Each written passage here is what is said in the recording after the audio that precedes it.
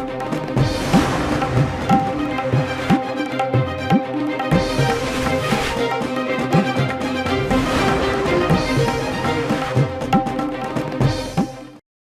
अस्सलाम वालेकुम। सियासत टीवी के खुसूसी प्रोग्राम में आपका खैर मकदम है। मैं मोहम्मद रियाज अहमद और मेरे साथी मोहम्मद सिद्दीक। अस्सलाम वालेकुम। नाज़रीन, आप अच्छी तरह जानते हैं कि सारे मुल्क में ऐसा लगता है कि बदअमनी की एक कैफियत पैदा करने की पूरी कोशिशें की जा रही है, और ख़ास तौर पर पार्लियामेंट का जो वक्त है ऐसा महसूस होता है कि उसे जानबूझकर यानी ज़ाय किया जा रहा है। वैसे भी नाज़रीन, जहाँ तक पार्लियामेंट इजलास का सवाल है, आप अच्छी तरह जानते हैं कि उस पर करोड़ों रुपए खर्च होते हैं, और ये आवाम का पैसा होता है जो हुकूमत खर्च करती है पार्लियामेंट के दोनों ऐवानों की कार्रवाई चलाने के लिए। लेकिन आपने देखा कि किस तरह पार्लियामेंट का इजलास शुरू होता है और उसके बाद फिर गड़बड़ शुरू कर दी जाती है बहस व मुबाहिस के नाम पर, और चीखो पुकार पार्लियामेंट में होने लगती है। और ऐसा लगता है कि हिंदुस्तानी जो बच्चे हैं हमारे, वो तहजीब व तमद्दुन और अखलाक किरदार के बारे में पार्लियामेंट से सीखने के बजाय ऐसा लगता है कि वो आप पार्लियामेंट को सिखाने की कोशिश कर रहे हैं। मिसाल के तौर पर आप देखेंगे कि आज पार्लियामेंट में जो हंगामा हुआ है, पार्लियामेंट के बाहर एक बीजेपी रुकने पार्लियामेंट जो है वो जख्मी हो गए हैं, और उसका इल्जाम, सारा इल्जाम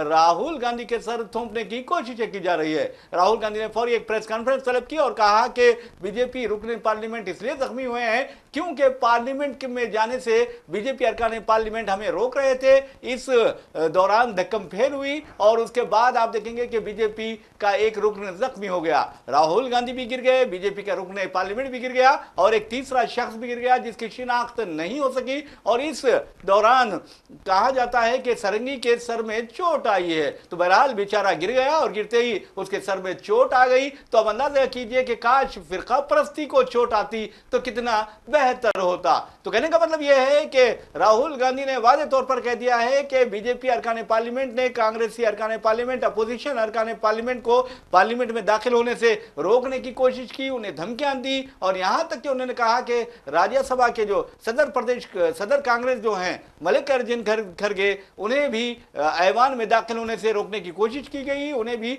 धमकियां दी गई। आप देखेंगे कि बीजेपी के जो अरकान पार्लियामेंट है किस तरह का यानी जारहाना रवैया अख्तियार किए हुए हैं। और खास तौर पर आपने देखा कि किस तरह अमित शाह ने कहा जाता है कि बाबा साहब अम्बेडकर की तौहीन की है। तो बहरहाल अमित शाह के बारे में आपको बता दूं कि वो भी एक अक़लियत है और जैन तबके से ताल्लुक रखते हैं, जबकि उनका जो जबान चलती है तो यही कहा जाता है कि वो जहर उगलते हैं। उसी तरह वज़ीर आज़म नरेंद्र मोदी बहैसियत वज़ीर आज़म जिस तरह उन्हें काम करना चाहिए होता है वो काम नहीं करते, बल्कि अगर उनकी भी जबान खुलती है तो फिर मुसलमानों के खिलाफ खास तौर पर जहर उगलते हैं, और इस पर कोई दो राय नहीं है। बहैसियत हिंदुस्तानी, बहैसियत सहाफ़ी, मेरा हक है कि मैं ये कहूं, खुलकर कहूं कि वज़ीर आज़म नरेंद्र मोदी जब भी बोलते हैं तो जहर घोलते हैं। मिसाल के तौर पर आप देखेंगे कि इंतखाबी मुहिम के दौरान उनकी जो बातें होती है, कपड़े देखकर पहचानने की बात करते हैं, शमशान और कब्रिस्तान की बात करते हैं, यहां तक वो हमारे हिंदू भाइयों और बहनों से कहते हैं कि अगर कांग्रेस इख्तिदार में आ जाएगी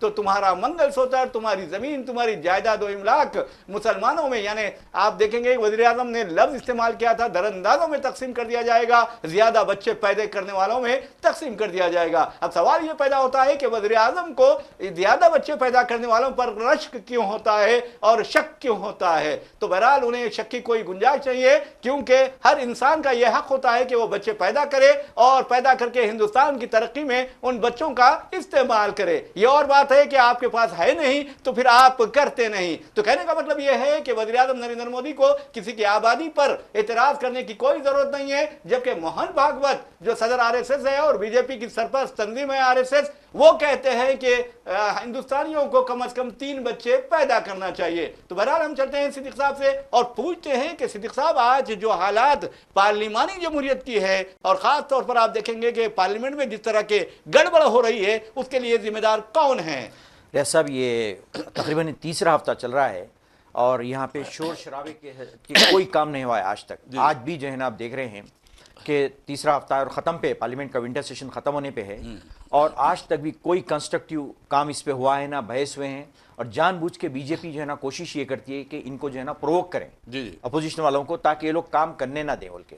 आज तो धक्कम पेल हुई है, वहाँ उसमें एक जो है ना बंदा गिर जाता है, उसको खून निकल जाता है, चोट आ जाती है और सरासर इल्ज़ाम जो है ना राहुल गांधी पे डाला जाता है। और ये भी कहा जा रहा है कि उसमें जो है ना आरएसएस के गुंडे भी घुस पड़े हैं वहाँ पे बाहर, पार्लियामेंट के बाहर, जो है ना डंडे लेके घुस गए हैं اور آپ اندازہ لگائیے کتنی جو ہے نا عوام کے ساتھ مذاق ہے. یعنی 1 منٹ کا خرچہ 2.5 لاکھ کا ہوتا ہے پارلیمنٹ کا جو بھی اجلاس چلتا ہے. تو بتائیے عوام کی ہارڈ اینڈ منی کس طریقے سے لوگ ضائع کر رہے ہیں. آپ بتائیے جو ہے نا عوام اور نیو جنریشن کیا سیکھ رہی ہے دیکھ کے پارلیمنٹ کو کہ کیا وہاں پہ مسخرہ پنا مذاق چل رہا ہے کچھ کام کرنے کے بجائے, کوئی ایشوز پہ بات کرنے کے بجائے.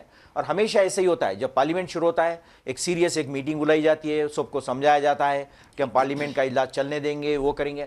لیکن جب شروع ہوتا ہے اس کے برعکس جو ہے نا حالات پیدا ہو جاتے ہیں. تو بتائیے کہ کتنی جو ہے نا انہیں بدبختی کی بات ہے کہ کس طریقے سے وقت ضائع کیا جا رہا, عوام کا پیسہ ہر چیز جو ہے نا یہاں پہ. یعنی اب دیکھیے محض اڈانی کو بچانے کے لیے کتنے ڈرامے کھیلے جا رہے ہیں یہاں پہ جو ہے نا. اڈانی کو بچانے کے لیے جارج سوروس کو بیچ میں لایا گیا ہے, پھر اب جو ہے نا بابا صاحب امبیڈکر کے اوپر جو ہے نا اٹیک کیا گیا. تو اب بتائیے کہ کس قسم کے جو ہے نا یہ لوگ کام کرنے دینا ہی نہیں چاہتے. پھر اوپر سے ہمارے راجیہ سبھا کے جو دھنکر ہیں وہ بھی بڑے جو ہے نا شاعر ہیں وہاں کے, وہ بھی بڑے ڈرامے باز ہیں. انہوں بھی جو ہے نا تقریباً وقت اسی میں ضائع کر دیتے ہیں, کہتے ہیں کہ میں کسان کا بیٹا ہوں, میں جو ہے نا میں یہ چیز کو برداشت نہیں کروں گا. ارے کام تو کرنے دو, بات تو کریں, اپوزیشن کو بات اپنی رکھنے دیجئے. کہ آخر کب یہ لوگ بات کریں گے یہ بتائیے.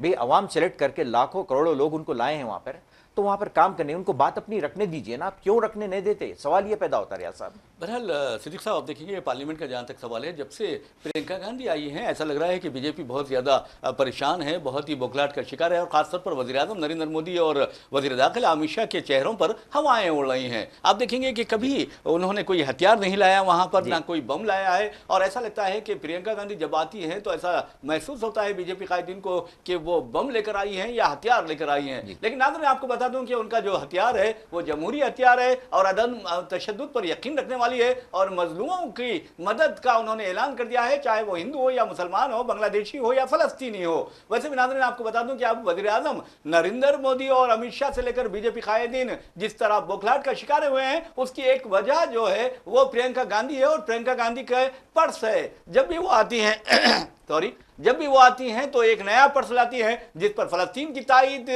کا اشارہ دیا جاتا ہے. تو کسی پرس پر اڈانی اور امبانی کو بھائی بھائی, یعنی اڈانی اور مودی کو بھائی بھائی قرار دیا جاتا ہے. اسی طرح کسی پرس پر آپ دیکھیں گے کہ بنگلہ دیش کے ہندوؤں کے ساتھ اظہار یگانگت کیا جاتا ہے, جس کے نتیجے میں بی جے پی پریشان ہے. جب پرینکا گاندھی پرس پر جس پر آپ دیکھیں گے کہ فلسطین کی تحریر درج تھی وہ لے کر پارلیمنٹ میں آئی تو بی جے پی قائدین چیخنے لگے, چلانے لگے, اور ایسا لگا کہ بس بی جے پی قائدین کے لیے یہی ایک مسئلہ ہے کہ پرینکا گاندھی نے تائید کی ہے فلسطین کی, اور انہوں نے کہا کہ تم نے بنگلہ دیش کے ہندوؤں پر مظالم پر کچھ نہیں کہا. اور جب پرینکا گاندھی ایک پرس لے کر آتی ہیں اور اس پرس پر بنگلہ دیش کے ہندوؤں کے ساتھ اظہار یگانگت کا نعرہ درج ہوتا ہے تو ان کی بولتی بند ہو جاتی ہے, اور ایسا لگتا ہے کہ ان کے منہ پر تالے لگ گئے ہیں. لیکن یہ دوسری طرف آتے ہیں اور آپ دیکھیں گے کہ آج کا جو واقعہ پیش آیا ہے پارلیمنٹ کی تاریخ کا بدترین واقعہ ہے, اور ہو سکتا ہے کہ راہل گاندھی کی زندگی کو خطرے میں ڈالنے کی یہ کوشش بھی ہو سکتی ہے,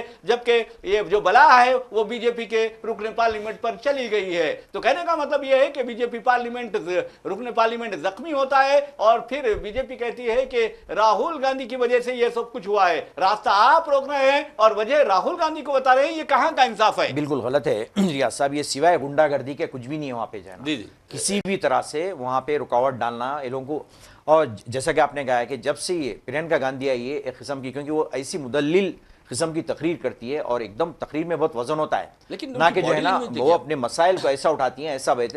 تو جب سے اس کی انٹری ہوئی ہے ان کی تو یہ لوگ بوکھلاہٹ کا شکار ہو گئے, لوگ بہت پریشان ہیں لوگ جو ہے نا, کیونکہ وہاں پہ کوئی بات کرنے والا نہیں تھا اس طریقے سے جو بات کرتی ہیں جانا. جی اور ایک دیکھیے اب وزیر اعظم نریندر مودی بہت بڑے لیڈر ہیں ہمارے, اور عالمی پلیٹ فارم پر بھی ایک بہت اچھے انداز میں جا رہے ہیں. کبھی وہ ٹرمپ سے ملتے ہیں اور امریکہ میں نعرہ لگاتے ہیں کہ اب کی بار ٹرمپ سرکار, اور جیسے کہ وہ امریکہ کے ووٹر ہوں. تو بہرحال وزیر اعظم نریندر مودی کی باڈی لینگویج دیکھیے, امت شاہ کی باڈی لینگویج دیکھیے, اور پھر یہ دو بھائی بہنوں کی باڈی لینگویج دیکھیے آپ, خاص طور پر پرینکا گاندھی اور راہل گاندھی کی. اندازہ ہو جائے گا کہ کس طرح کے کیلیبر کے وہ لوگ ہیں. جی ہاں بالکل, آپ برابر فرق محسوس کر سکتے ہیں. علانیہ دکھتا ہے کہ جو ہے نا کہ دے آر ہائیلی ایجوکیٹڈ اور اپنی مدلل اور لاجیکل انداز سے جو ہے نا اور ٹو دا پوائنٹ بات کرتے ہیں, نہ کہ ادھر ادھر گھما پھرا کے جو ہے نا اور بات کرے کہ بیچ میں اقلیتوں کو لے کے آنا, مسلمانوں کو لانا, ٹوپی کو لانا, یہ سب چیزیں ان کے پاس نہیں ہیں. جو صحیح صحیح جو سچ ایشوز ہیں اس پہ بات کرتے ہیں لوگ، یہ ان کی خاص بات ہوتی ہے، اور سارے ایجوکیٹڈ لوگ ہندوستان کے خاص طور پہ ینگ جنریشن دیکھتی ہے، ان کو واچ کرتی ہے کس طریقے سے بات کرتے ہیں۔ اب دیکھیں وہ امت شاہ ہے، امت شاہ جب بھی تقریر کرتے ہیں تو کہتے ہیں کہ راہل گاندھی ریزرویشن برخاست کرنا چاہتے ہیں، اور اسی ادر کاسٹ کا جو ریزرویشن ہے وہ ختم کرتے ہوئے، یعنی وہ کم کرتے ہوئے اقلیتوں کو، خاص طور پر مسلمانوں کو ریزرویشن دینا چاہتے ہیں۔ کیا مسلمان اس دیش کے شہری نہیں ہے؟ کیا مسلمانوں نے اس دیش کی آزادی کے لیے اپنا خون نہیں بہایا ہے؟ یہ سوال امت شاہ کو پوچھنا، امت شاہ سے پوچھنا چاہیے۔ امت شاہ کو میں سمجھتا ہوں کہ ہندوستان کی تاریخ نہیں معلوم ہے، اگر وہ ہندوستان کی تاریخ کا جائزہ لیں گے جد و جہد آزادی کا، تو اندازہ ہو جائے گا کہ کون انگریزوں کے تلوے چاٹ رہا تھا اور کون انگریزوں پر حملہ کر رہا تھا اپنے ملک کی آزادی کے لیے اور اپنی جان کی قربانی پیش کر رہا تھا۔ کیا امت شاہ نے وہ کتاب پڑھی ہے جس میں کہا گیا ہے کہ ہندوستان میں اگر آزادی کے لیے سب سے زیادہ قربانیاں دی ہیں تو مسلمانوں نے دی ہیں؟ تو پھر افسوس کی بات یہ ہے کہ امت شاہ مسلمانوں کو تحفظات کی مخالفت کرتے ہیں، مودی بھی ان کی راہ پر چلتے ہیں۔ اگر ان دونوں کو مسلمانوں سے اس قدر تکلیف کیوں ہے صدیق صاحب؟ بالکل، یہ لوگ جو ہے نا نہیں چاہتے کہ مسلمان جو ہے نا انہیں ایک فرسٹ گریڈ کے شہری رہے، ان کو جو ہے نا سائڈ لائن کر دیا جائے، سیکنڈ گریڈ کے شہری بنا کے ان کا مکمل استحصال کیا جائے۔ اب دیکھیے خاموخواہ کی بات جو ہے نا وقف بورڈ کو بیچ میں لایا جاتا ہے، وقف بورڈ سے کیا تعلق ہے بتائیے آپ جو ہے نا، آپ کو کیا نقصان ہو رہا ہے؟ یہ تو جو ہے نا مسلمانوں کی رائٹس ہیں، پراپرٹی ہے، ان کے آباء و اجداد کی پراپرٹی ہے، آپ کو کیا تکلیف ہے؟ اننے سے لا کے اس کو جو ہے نا ایک نیا ایشو بنا کے جو ہے نا اس سے کھیلنے کی کوشش کی جا رہی ہے۔ تو بتائیے انہیں کچھ نہ کچھ ایسے ایشو لانا کہ عوام کی توجہ اصل مسائل سے ہٹ جائیں۔ مثال کے طور پر اب وقف بورڈ جیسا کہ صدیق صاحب نے کہا ہے کہ موقوفہ جائیدادوں کو ہتھیانے کی کوشش ہے، تو بہرحال ناظرین آپ کو بتا دوں کہ چلیے امت شاہ ہو یا بی جے پی کے قائدین ہو، مودی جی ہو یا کوئی اور ہو، مثال کے طور پر اگر ان کے پتا جی کوئی زمین وہ کرتے ہیں، وقف کرتے ہیں کسی کے لیے، یعنی ڈیڈیکیٹ کرتے ہیں کسی سوشل ورک کے لیے، غریبوں کے لیے، اور حکومت اسے ہتھیانے کی کوشش کرتی ہے، تو وہ کیا کریں گے؟ کیا وہ خوش ہوں گے، خوشیاں منائیں گے، جشن منائیں گے، یا تہوار منائیں گے کہ ہماری جو باپ دادا نے زمین دی ہے اور اس زمین کو حکومت حاصل کرنے کی کوشش کر رہی ہے؟ ہرگز نہیں کریں گے۔ یہ میرا چیلنج ہے، اور میں سمجھتا ہوں کہ جس طرح وہ ہرگز برداشت نہیں کریں گے تو پھر مسلمان کس طرح برداشت کریں گے کہ موقوفہ جائیدادوں کو جو ان کے آباء و اجداد نے غریب مسلمانوں کے لیے، یتیموں کے لیے، یسیروں کے لیے، بیواؤں کے لیے وقف کی تھی، اسے حکومت ہتھیا لے۔ اب اندازہ کیجئے حکومت کو صرف مسلمانوں کی فکر کیوں ہے؟ مثال کے طور پر آپ دیکھیں گے کہ طلاق ثلاثہ کی بات کرتے ہیں اور اس کا بل بھی منظور کیا گیا، اور آپ دیکھیں گے کہ بیک وقت 3 طلاق اگر کوئی دیتا ہے تو اسے گرفتار کر لیا جاتا ہے۔ تو شرم کی بات یہ ہے کہ وزیر اعظم نریندر مودی ہو یا پھر امت شاہ ہو، انہیں برنداون جانا چاہیے۔ برنداون میں ہزاروں کی تعداد میں صدیق صاحب بیوائیں ہیں، ہندو بہنیں جو ہماری ہے بیوائیں ہیں اور بوڑھی ہوتی جا رہی ہیں، اور ان بیچاریوں کو آپ دیکھیں گے کہ نمک کھانے نہیں دیا جاتا، انہیں لہسن کھانے نہیں دیا جاتا، انہیں ادرک سے دور رکھا جاتا ہے، انہیں جو ملٹی وائٹل امائنس ہوتے ہیں ان غذاؤں سے محروم رکھا جاتا ہے۔ کیا وزیر اعظم اس بارے میں کوئی بل پاس نہیں کر سکتے؟ کیا وزیر اعظم ان لوگوں کے لیے بل پاس نہیں کر سکتے جن کے شوہر بھگوڑے بن کر بھاگ چکے ہیں اپنے بیویوں کی ذمہ داری کو نبھانے سے گریز کرتے ہوئے؟ کیا وزیر اعظم کو ان ہندو بھائیوں بہنوں کا خیال نہیں آتا جن کے بچوں نے انہیں تنہا چھوڑ دیا ہے، لیکن انہیں تو بس مسلمانوں کی فکر ہے؟ اور مسلم عورتوں نے واضح طور پر کہا ہے کہ وزیر اعظم سے آپ ہمارے شرعی جو مسائل ہیں یا اس میں مداخلت نہ کریں، آپ کو کوئی حق نہیں بنتا، آپ ہندو معاشرے کو سدھاریں۔ صدیق صاحب اب آپ کو بتا دوں کہ 2-3 پہلے واقعہ پیش آیا ہے اتر پردیش میں، جہاں بی جے پی کی حکومت ہے اور یوگی آدتیہ ناتھ کی حکومت ہے، جہاں پر مسلمانوں کے خلاف بلڈوزر چلائے جا رہے ہیں۔ وہاں پر ایک دلت اپنی شادی میں گھوڑی پر بیٹھ کر آتا ہے، بارات نکالتا ہے، لیکن آپ کو بتا دوں کہ اعلیٰ ذات والوں کو یہ بات پسند نہیں کہ دلت کسی گھوڑے پر بیٹھ کر بارات نکالے۔ اس پر حملہ کیا جاتا ہے، اسے زخمی کیا جاتا ہے اور اسے گھوڑی سے اتارا جاتا ہے۔ اپنی جو مسائل ہے اسے منہ موڑ لیتے ریاض صاحب، یہ لوگ جو ہے نا ان کی برائیں نظر نہیں آتی، صرف نظر آتے ہیں تو صرف اقلیتیں نظر آتی ہیں، مسلمان نظر آتے ہیں۔ اور اب کل جو ہے نا جیسا کہ ناظرین آپ جانتے ہیں، کل ہمارے وزیر داخلہ اب یہ دھمکی دینا شروع کر کے ہم جو ہے نا UCC نافذ کریں گے، ہر اسٹیٹ میں جو ہے نا ہر BJP اسٹیٹ میں نافذ کریں گے۔ آپ نافذ تو کر کے دیکھو پھر کیا حشر ہوگا اسٹیٹس کا، بتائیے آپ کیا ایک قسم کے لوگ رہتے ہیں، ایک کلچر کے لوگ ہیں، ایک مذہب کے لوگ ہیں، ہر اسٹیٹ میں کئی قسم کے، کئی ذاتیاں، کئی مذاہب کے لوگ ہیں، آپ نافذ کر کے دیکھ لو پھر نتیجہ کیا ہوگا اس کا۔ میں یہ سمجھیے کہ کیا امت شاہ کے جو آخری رسومات ہوتے ہیں، جین طبقے میں جو آخری رسومات ہوتے ہیں، وہ کیا ہندوؤں کے آخری رسومات سے میل کھاتے ہیں؟ جین जैन तबके में जो शादियां होती हैं क्या वो हिंदुओं के दिगर तबकात में जो शादियां होती हैं उस तरह होती हैं? जैन तबके में क्या जायदाद की तकसीम उसी तरह अंजाम दी जाती है जिस तरह हिंदुओं के दिगर तबकात में तकसीम अमल में आती है? ये अमित शाह को सोचना चाहिए। अमित शाह खुद अकलियत से ताल्लुक रखते हैं, उन्हें भी अंदाजा है कि उनके तमाम रसूम और रिवाज बिल्कुल अलग हैं और मोदी जी के रसूम और रिवाज अलग हैं और जो आलाजात से ताल्लुक रखने वाले हैं उनके रसूम और रिवाज अलग हैं। ये है पहले तो। दूसरी अहम बात नाजरीन आपको बता दूं कि जहां तक अमित शाह का सवाल है कि वो यूसीसी की बात कर रहे हैं, यूनिफॉर्म सिविल कोड की बात कर रहे हैं, तो उन्हें ये सोच लेना चाहिए कि आर्टिकल 44 से पहले आर्टिकल 39 है और उसमें वाज़ेह तौर पर कहा गया है कि दौलत की मसावाना तकसीम होनी चाहिए।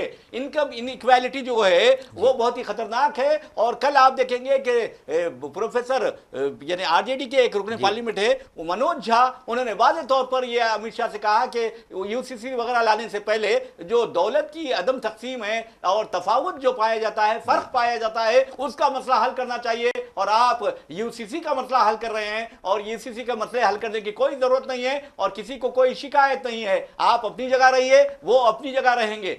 आपको क्या तकलीफ है? और देखिए आप उनका जो बयान होता है ऐसा बयान होता है कि वो धमकी दे रहे हैं कि देखो हम ऐसा करके देंगे। अरे किसको धमकी दे रहे हैं? क्या है? खाली मामूली सी वन नेशन वन इलेक्शन का आप जो है ना आपकी इन्हें अक्सरियत नहीं है, पास नहीं कर सकते आप, दूसरी बातें तो क्या है, बड़ी बड़ी बातें कर रहे हैं कि आप इन्हें पूरे नेशन को लोग डिवाइड करने की कोशिश कर दे रहे हैं। जो ना जो मुत्तहिद है हर चीज पे उसको हर जगह तकसीम करो। अरे असल जो मसाइल है आप देखिए, जो करेंसी की जो रेट गिर गया है, रिकॉर्ड जो है ना डॉलर के अगेंस्ट में रिकॉर्ड जो रेट गिर गया है, तो अंदर लगे महंगाई का जो अंदाजा है और जॉब्स नहीं है, कोई चीज नहीं है, इनको देख नहीं सकते। और रेलवे में कई सालों से जो है ना रिक्रूटमेंट नहीं जो है ना, इसकी वजह से मालूम आपको हादिसात हो रहे हैं, पुराना स्टाफ वही काम चला जा रहा है।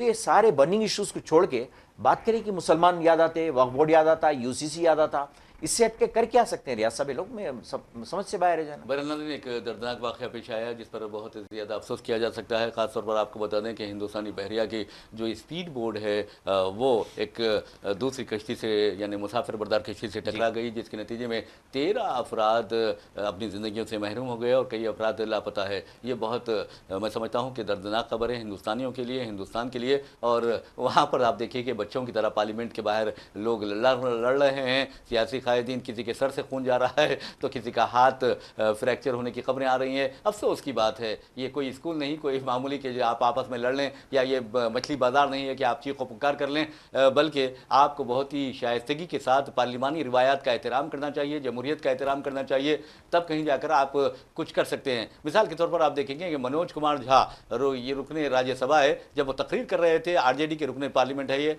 जब वो तकरीर कर रहे थे बीजेपी कायदीन चीख रहे थे। इधर आप देखेंगे कि संजय सिंह जब तकरीर कर रहे थे, बीजेपी कायदीन चीखें इस तरह मार रहे थे कि जैसे इनकी जान निकल जा रही है। तो कहने का मतलब ये है कि संजय सिंह ने अच्छा नहीं किया, लेकिन वज़ीर आज़म को चोर कहा उन्होंने।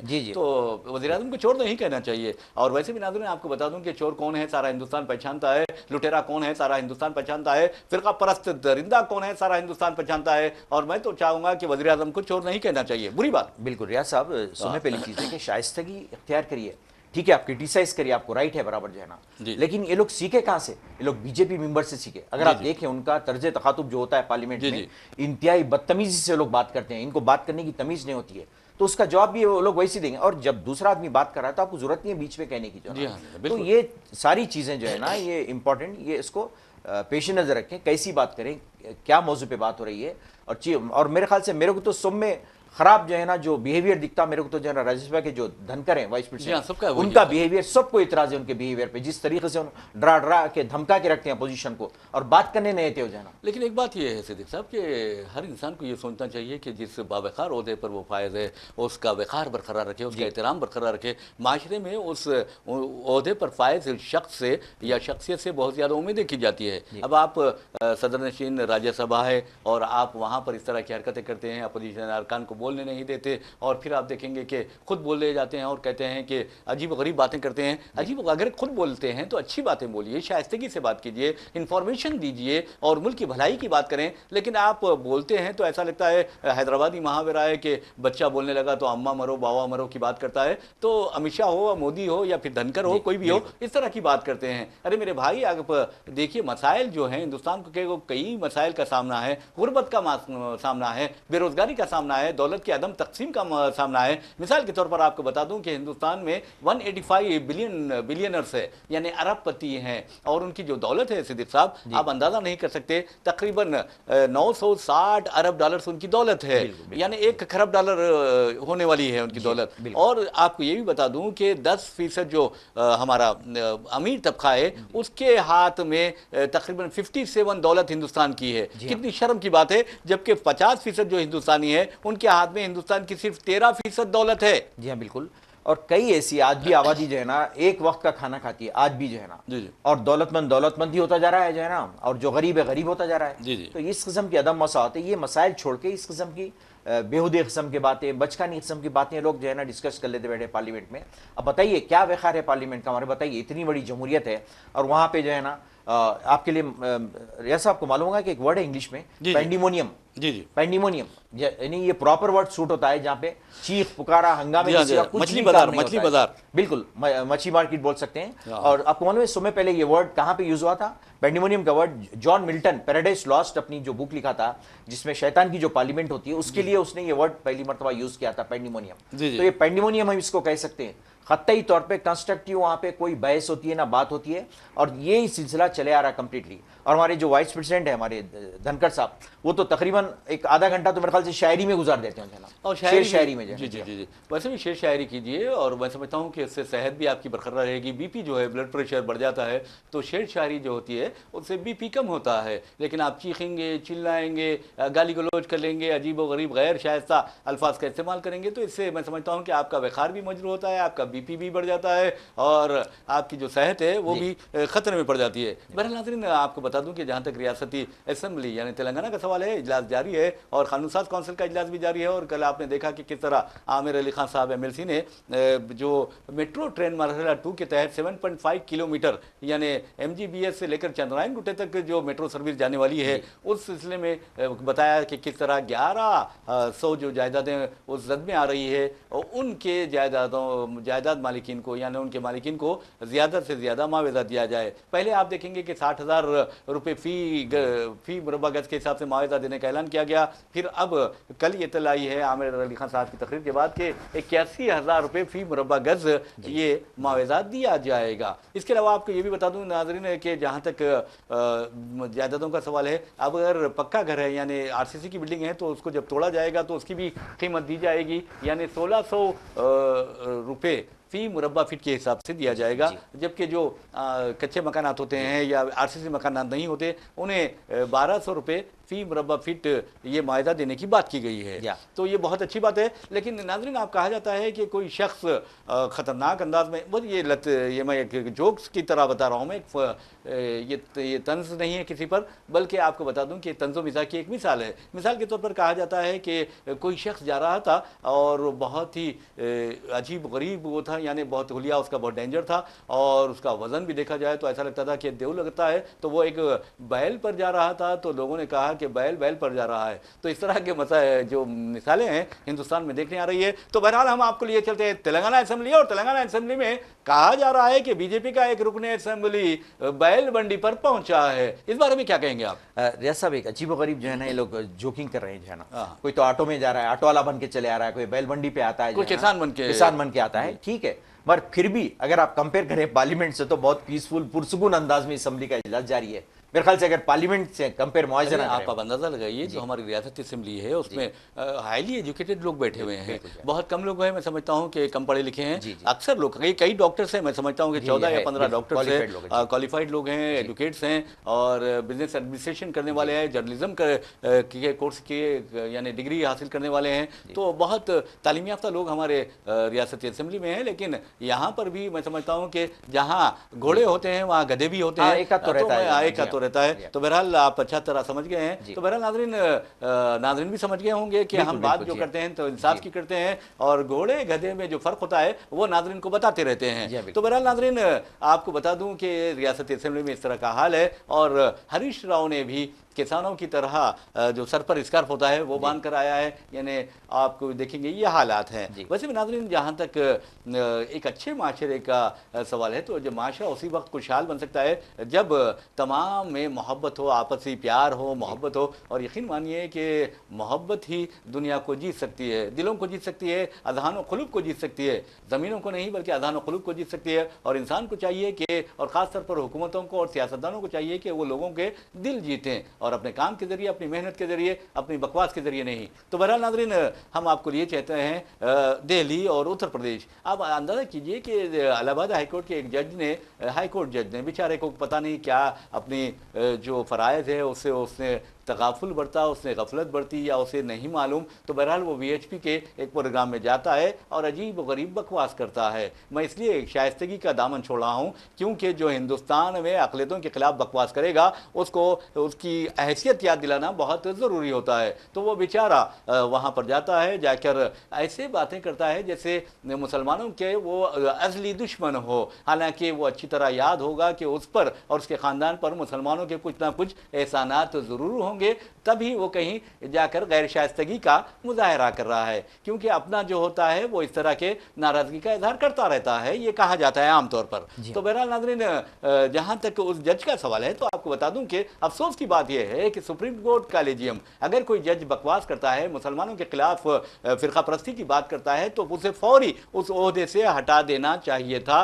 क्योंकि उससे अब इंसाफ की उम्मीद नहीं की जा सकती, सच्चाई की उम्मीद नहीं की जा सकती। और आपको बता दूं कि अदलिया के वक़ार बरकरार रखने की उम्मीद उससे नहीं की जा सकती, क्योंकि उसने वो काम किया है जो एक फ़िरका परस्त दरिंदा करता है और कम्युनल डॉग्स करते हैं। मिसाल के तौर पर कम्युनल डॉग्स का यह फर्ज होता है कि वो चीखते रहें, चिल्लाते रहें, भौंकते रहें। तो आपको बता दूं कि मुसलमानों के खिलाफ उसने बकवास की उस जज ने, और सुप्रीम कोर्ट कॉलेजियम ने उसे बुलाकर क्या कहा, आप समझ रहे होंगे कि उसे सजा दी है, उसे ओहदे से हटा दिया होगा और उसके जिम्मेदारियां वापस ले ली होगी। नहीं, सुप्रीम कोर्ट ने इतना कहा कि भाई आप एहतियात से काम लीजिए, आइंदा ऐसा करेंगे तो हम आपके खिलाफ कार्रवाई करेंगे, नहीं करना ऐसा। तो ये आप अंदाजा कीजिए कि इस तरह के हालात हिंदुस्तान में पैदा हो जा रहे हैं कि वो मुसलमानों के खिलाफ बकवास कर रहा है, कट मुल्ला जैसा लफ्ज इस्तेमाल कर रहा है। तो पता नहीं कट मुल्ला उसे कितना पसंद है कि वो बार बार ये लफ्ज इस्तेमाल कर रहा था। लेकिन सुप्रीम कोर्ट कॉलेजियम जो है वो